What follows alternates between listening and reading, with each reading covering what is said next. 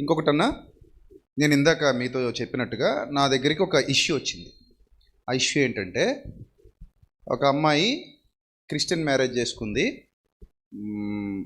వాళ్ళు Christian marriage అంతా approach అవ్వడం అంతా క్రిస్టియన్స్ అంతా పద్ధతుల్లోనే అప్రోచ్ అయ్యారు. హ్యాపీగా పెళ్ళైపోయింది. పెళ్ళైపోయిన తర్వాత అమ్మాయిని కాపురాన్ని కూడా పంపించేశారు, అన్నీ పెట్టేసి. వెళ్ళిన తర్వాత అవతల వ్యక్తి, ఆ భర్త ఎవడైతే ఉన్నాడో, చాలా బ్రూటల్గా బిహేవ్ చేయటం. మూవీస్ ఉంటాయి కదా, పోర్న్ మూవీస్, ఈ చూసి అందులో ఉన్నట్టుగానే నువ్వు ఉండాలని ఆమెను ఫోర్స్ చేయటం. ఇంటికి ఫ్రెండ్స్ని తీసుకుని రావడం, ఫ్రెండ్స్ని తీసుకొచ్చి వాళ్ళతో కూడా నువ్వు ఉండాలన్నట్టుగా, తర్వాత వాళ్ళకి మందది సర్వ్ చేయాలన్నట్టుగా అమ్మాయిని ఇబ్బందులు పెట్టడం. సో ఇవన్నీ చూసి అమ్మాయి సూసైడ్ అటెంప్ట్ చేసింది. ఇంటికి తీసుకొచ్చేసారు. ఇంటికి తీసుకొచ్చేసిన తర్వాత పెద్ద పంచాయతీలు జరిగాయి. వాళ్ళు మార్పు రాలేదు. మార్పు రాకపోగా తిరగబడ్డాడు. ఈ అమ్మాయి మీద ఇంకా చెడ్డ చేయడం మొదలుపెట్టాడు. అలాంటి సిచ్యువేషన్స్లో మరి ఏం చేద్దామని కుటుంబ సభ్యులు ఆలోచించినప్పుడు ఆమె తాలూకా పాస్టర్ గారు ఏమన్నారంటే, ఇది కరెక్ట్ కాదు, ఇంటికి వెళ్ళి ఏదోలా మార్చుకోమ్మా, ఇప్పుడు అలాంటి వాళ్ళని నువ్వే మార్చుకోవాలి, మేమేం చేయగలం, నువ్వే వెళ్ళి ఏదో నయానో భయానో ప్రేమగా మార్చుకో. విడాకులు ఇవ్వడం కరెక్ట్ కాదు అలాంటి వాళ్ళకి, దేవుడు ఒప్పుకోడు, వ్యభిచార కారణాన్ని బట్టి మాత్రమే విడాకులు ఇవ్వాలి, వాడు వ్యభిచారం ఏం చేయలేదు కదా, జస్ట్ నిన్ను ఇబ్బంది పెడుతున్నాడని చెప్పేసి ఎలా చేస్తే ఎలాగా అని చెప్పి పంపించేద్దామని ట్రై చేశాడు. అప్పుడు నేను ఒక ఆన్సర్ ఇచ్చాను, మీరేం చెప్తారు చెప్పండి. చాలా బాధాకరమైన విషయం ఇది. ఏంటంటే, ఇప్పుడు ఒక కుటుంబంలో జరిగే స్త్రీ పట్ల జరుగుతున్న శోషణ, స్త్రీని అదిమివేయాలని, స్త్రీ నోరు నొక్కేయాలని జరుగుతున్నటువంటి ఒక భయంకరమైన ఒక ముగ్గది. ఆ ముగ్గులో పాస్టర్ పాల్గొనటం నాకు అసలు నచ్చలేదు. అది కాదు బైబిల్ చెప్తున్నది. బైబిల్ చెప్తున్నది దాని అర్థం అది కాదు. స్త్రీలు కూర్చున్నవారు మీ భర్తలను మార్చుకునే ప్రయత్నం మీరు చేయాలి. అందులో ఏ డౌట్ లేదు. చీటికి మాటికి విడాకులు అనేది బైబిల్ చెప్పదు. ఆ విడాకులు ఇవ్వమని ప్రోత్సహించదు. విడాకుల కంటే క్షమాపణే ముందు మనకు ముఖ్యం, క్షమాపణ తర్వాతే ఏదైనా. ఇందులో ఏ డోకా లేదు, ఏ డబుల్ స్టాండర్డ్స్ లేవు. కానీ మీరు చెప్తున్న ఉదాహరణ క్షమించేంత వరకు బాగుంది, కానీ కలిసి ఉండేందుకు లేదు. నేను అదే చెప్పాను, క్షమించవచ్చు, కలిసి ఉండేందుకు లేదు. ఎందుకు నేనేమన్నానంటే, క్షమించి వదిలేయండి అని కూడా చెప్పలేదు. ఎందుకంటే ఇప్పుడు క్షమించి వదిలేస్తే, ఇప్పుడు ఎలాగూ నువ్వు ఆ అబ్బాయితో కాపురం చేయకూడదు కూడా, వాడు మారతాడన్న హోప్స్ కూడా లేవు. చాలా రోజులు అయిపోతుంది, అయినా మారలేదు. రెండోది పైపెచ్చి వీళ్ళ మీదే తిరుగుబాటు చేస్తున్నాడు. సో అలాంటి సిచ్యువేషన్లో నువ్వు ఎలాగూ అతనికి విడాకులు ఇచ్చేస్తావు, అది రైట్ వే. బట్ నేనేమన్నానంటే, నువ్వు వాడిని క్షమించి వదిలేస్తే రేపు ఇంకొక అమ్మాయిని మళ్ళీ వాడు పెళ్లి చేసుకుంటాడు. పెళ్లి చేసుకుని మళ్ళీ ఇదే సీన్ రిపీట్ చేస్తాడు. నీ జీవితం ఎలాగైతే నాశనం అయిందో అలాగే ఆ అమ్మాయి జీవితం కూడా నాశనం అవుతుంది. కాబట్టి నువ్వు చట్టపరంగా వెళ్ళి అతనికి శిక్ష. క్షమాపణకు చట్టానికి సంబంధం లేదు. క్షమాపణ హృదయానికి సంబంధించి. అవును, చట్టపరంగా వెళ్ళంది విడాకులు జరగవు. చట్టపరంగానే వెళ్ళాలి, వేరే ఆప్షన్ లేదు. మనసులో మన ఇద్దరం విడిపోయాం అనుకుంటే కుదరదు. అంటే నేను అన్నదన్నా, చట్టపరంగా విడాకుల కొరకు చట్టపరంగా వెళ్ళమని కాదు, లీగల్ యాక్షన్ కూడా తీసుకోండి. వాడు చేసిన హెరాస్మెంట్కి లీగల్ యాక్షన్ కూడా తీసుకోండి. అదే హరాస్మెంట్కి తప్పకుండా. అంటే వెళ్ళి విడాకులు అప్లై చేసినప్పుడు, లేకపోతే నేను ఈయనతో ఉండను అని అన్నప్పుడు, కారణాలు అడిగినప్పుడు నిజమే చెప్పాలి కదా. ఇదే చెప్పాలి, ఉన్నట్లే చెప్పాలి. అబద్ధం చెప్పాల్సిన అవసరం ఏంటి? ఉన్నదే చెప్పాలి. ముఖ్యంగా మీరు చెప్తున్న కారణాలలో ఒకవేళ, అంటే జనరల్గా, నేను బ్లాంకెట్ స్టేట్మెంట్స్ చెప్పట్లేదు, జనరల్గా పురుషులను ఇంటికి తీసుకొచ్చి మత్తులో ఉన్నప్పుడు తన భార్యను పరాయి పురుషుడితో పడుకోమని చెప్తున్నాడంటే నంబర్ 1. నంబర్ 2, ఇంతకుముందు మీరు నాకు ఇచ్చిన డీటెయిల్స్ ప్రకారంగా తన భార్య ఒంటరిగానో బట్టలు మార్చుకుంటున్నప్పుడు, వాష్రూమ్లో ఉన్నప్పుడు ఫోటోలు తీసి తన ఫ్రెండ్కి పంపిస్తున్నాడు అని అంటే, అలాంటి వాళ్ళు జనరల్గా సైకలాజికల్గా, అంటే కొద్ది గొప్ప నాకు అందులో ప్రవేశం ఉంది కాబట్టి చెప్తున్నాను, వారు దాన్ని ఏమంటారు, సహజంగా స్త్రీ పురుషులు కలిసేటటువంటి విధానంలో కాకుండా, పురుష సంయోగులు ఏ విధంగా అయితే ఒకరికొకరు దగ్గర అవుతారో లైంగికంగా, ఆ విధంగానే స్త్రీతో కూడా లైంగికంగా దగ్గర అవటానికి ప్రయత్నం చేస్తారు. ఇది సైకలాజికల్గా ప్రూవెన్. అంత మాత్రమే కాదు, అలా జరుగుతోంది, ఫోటోలు పంపిస్తున్నారు అనంటే అతను కూడా ప్రాక్టికల్గా స్త్రీ కంటే ఎక్కువగా పురుషులకే ఆకర్షితుడు అవుతున్నాడు. దాని అర్థం అది. సో పురుష సంయోగిగా ఉన్నటువంటి పురుషుడు మీరు ఏదైతే కారణం చెప్తున్నారో, అంటే వ్యభిచారం తప్ప, ఇతను ఆల్రెడీ అందులో ఉన్నట్లే. అవును. ఇది ఇది ఇది ప్రూవ్ అండ్ ఫ్యాక్ట్. ఎస్. 100 తీసుకుంటే 100లో 99 ఇవే ఉంటాయి కేసులు. అవును.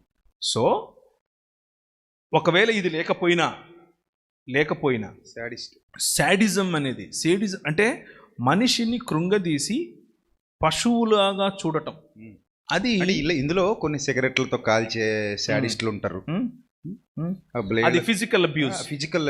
ఇప్పుడు మీరు చెప్తున్నది సెక్షువల్ అబ్యూస్. అవును, హెరాస్మెంట్ ఉంటది, చాలా దారుణం కొడతారు. అవును, జుట్టు పట్టుకుని ఈడ్చుకుపోతుంటారు, పేక నొక్కేస్తుంటారు. ఇలాంటివి చేసేవాళ్ళు కూడా కొంతమంది ఎమోషనల్ అబ్యూస్ చేస్తారు. కొంతమంది పిల్లలు వాళ్ళను కూడా జీవితాంతం కూడా సప్రెస్ అవుతూ నువ్వు ఇలాగే బతకాలి, అవసరం లేదు, కరెక్ట్ కాదు కదా. అవసరం లేదు, బైబిల్ అలా చెప్పదు. మీకు విడాకులు ఇష్టం లేకపోతే విడాకులు తీసుకోకండి. మీకు విడాకులు వద్దు, విడాకులు తీసుకోకండి. కానీ బలవంతంగా ఆయనతో బ్రతకాల్సిన అవసరం లేదు. అలాంటి లేనే లేదు. ఫిజికల్ హెరాస్మెంట్ కాకుండా చాలా మంది మాటలతో హెరాస్ చేస్తారు, అనుమానంతో హెరాస్ చేస్తారు. అలాంటి కేసెస్ కూడా ఇందులో యాడ్ చేసుకోవచ్చా? అంటే బ్లాంకెట్స్, అందుకే నేను ఇంత ముందే చెప్పాను, బ్లాంకెట్ స్టేట్మెంట్ కాదు ఇది. అంటే అందరికీ అన్ని చోట్ల అన్నిసార్లు వర్తించేది కాదు ఇది. సిచ్యువేషన్ చూడాలి, కేస్ బై కేస్.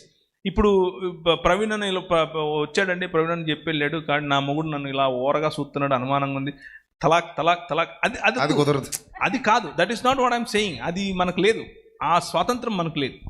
మనకు క్షమాపణ ఉంది, వాళ్ళని కట్టుకోవటం ఉంది, వాళ్ళని నిలబెట్టడం ఉంది. అదంతా మనకు బైబిల్ నేర్పుతున్నటువంటి పద్ధతి. So use a pinch of salt. అంటే ఒక ఏది చాలా ఉధృత స్థాయిలో ఉంది, నిజంగా దీన్ని తట్టుకోలేను నేను అనేటువంటి స్థితికి వెళ్తే అటెంప్ట్ 3 or 4 రికన్సీలియేషన్ ప్రాసెసెస్. అంటే పెద్దలను కూర్చోబెట్టడం, మాట్లాడటం. If you see something, say something. మీరు ఏదైనా చూస్తున్నారా, నోరు విప్పి మాట్లాడండి. స్త్రీలు అయ్యో నేను మాట్లాడితే ఏమైపోతుందో, అయ్యో ఆయనకు చెడ్డ పేరు వస్తుందేమో, అయ్యో పరువు గిరువు ఇవన్నీ పక్కన, ముందు మీ గురించి మీరు మాట్లాడాలి, మిమ్మును మీరే కాపాడుకోవాలి. ఇది ఒక గోల్డెన్ రూల్, గుర్తుంచుకోండి. మీరు దేవుని స్వరూపము, దేవుని పోలిక. మీ ఆయన వచ్చి రోజు బాధేసుకొని పోవటానికి మీరేమన్నా దాన్ని ఏమంటారు, బానిసలు కాదు. No, open your mouth and speak. మీరు చెప్పాలి. చట్టాలు మీ వైపు ఉన్నాయి, పోలీసులు మీ వైపు ఉన్నారు, సమాజం మీ వైపు ఉంది. సో నీ భర్తగానే ఆయన ఎంచండి, మేము కాదనట్లేదు. కానీ రోజు తన్నులు తినేందుకు మీకు హక్కు లేదు. యాక్చువల్గా మీ పైన మిమ్మల్ని మీరు అబ్యూస్ చేసుకునే హక్కు మీకు లేదు. ఎందుకంటే యు బిలాంగ్ టు గాడ్, మీరు దేవుని సొత్తు. సో ఆ మైండ్ఫుల్గా ఉండండి. రైట్ అన్న. ఇంకొకటి ఏదైనా చూస్తే మాత్రం ఇది చాలా ఇంపార్టెంట్, మళ్ళీ నొక్కి చెప్తున్నాను. If you see something, say something. మీ పొరుగింట్లో అలాంటి అబ్యూస్ జరుగుతూ ఉంటే మీరు మాట్లాడండి, అది మీ బాధ్యత. క్రైస్తవరాలుగా మీ బాధ్యత, మీ రెస్పాన్సిబిలిటీ. ఇంకొక చాలా ముఖ్యమైన విషయం, అమ్మాయిలు, చిన్నపిల్లలు, మీ పిల్లలకు నేర్పించండి. ఇది ఇంత వయసు నుంచి నేర్పించండి. ఒళ్ళో ఎవరైనా కూర్చోబెట్టుకుంటే కూర్చోకూడదు. ఎక్కడ టచ్ చేస్తున్నాడు, ఎక్కడ టచ్ చేయట్లేదు, ఏం మాట్లాడుతున్నాడు, ఏం మాట్లాడట్లేదు. మేనమామ, చిన్నాయన వద్దు, ఏ డ్రామాలు వద్దు. ఎక్కడ ముట్టుకుంటా ఆయన తప్ప, సొంత తండ్రి తప్ప, తాత కూడా వద్దు. ఏంటి వీడు ఇలా మాట్లాడుతున్నాడు అనుకుంటున్నారా? నాకు అనుమానం ఏమీ లేదు, నేను అనుమానం పిశాచినేమి కాదు. కొన్ని కేసెస్లో తండ్రిని కూడా నమ్మలేని పరిస్థితి. కరెక్ట్. నా దగ్గరికి 4-5 కేసులు వచ్చాయి. నేనే 4-5 కేసుల్లో మాట్లాడి ఆయనకు కొంచెం బుద్ధి గడ్డిపెట్టి పంపించాను. సొంత తండ్రి నో అంటే అది మానసిక వైకల్యం క్రిందకు వస్తుందన్న. అందరూ అలా ఉండకపోవచ్చు, కానీ కొందరు ఉన్నారు. అందరి మానసిక వైకల్యం.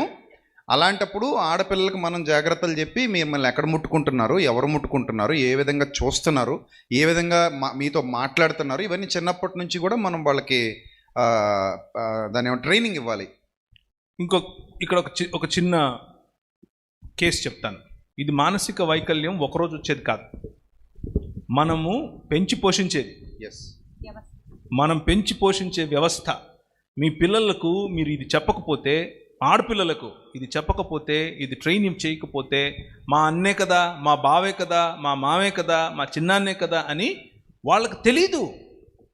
వాళ్ళకు తెలియకుండా అవతలి వాడికి చోటిస్తారు. అంతా అయిపోయిన తర్వాత మనము ఏడుస్తూ కూర్చోవటం కంటే మొహమాటం. మీరు కుక్కలు పెంచుకోండి ఇంట్లో, పర్లేదు. పిల్లులు పెంచుకోండి, పర్లేదు. పాములు పెంచుకోండి, మొహమాటాలు పెంచుకోబాకండి. దానివల్ల ఎవడికి లాభం లేదు. డైరెక్ట్గా చెప్పండి. అది పాము కంటే ప్రమాదం, చాలా ప్రమాదం. పాప పెద్దగా అవుతుంది, దూరంగా ఉండండి, డైరెక్ట్గా చెప్పండి. ఏంటి తప్పు? అవసరమైతే ఇంటికి రావద్దని కూడా చెప్పొచ్చు. 100% చెప్పండి. పాప పెద్ద అవుతుంది, కొంచెం దూరం ఉండండి, అయిపోయా. ఒక్కసారి చెప్తే ఇంకా లైఫ్ లాంగ్ రాడాడు. Be straightforward. ఈ విషయంలో స్త్రీకి హక్కు ఇచ్చే బాధ్యత మంది, పురుషులది. ఒకవేళ మీ భార్య చెప్పలేకపోతుంటే మీరు చెప్పండి, ఒరే పాప పెద్ద అవుతుందిరా, దూరం ఉండరా, బుద్ధి లేనోడా, డైరెక్ట్ చెప్పండి. ఏం తప్పలేదు. This is how you should deal with such things, right?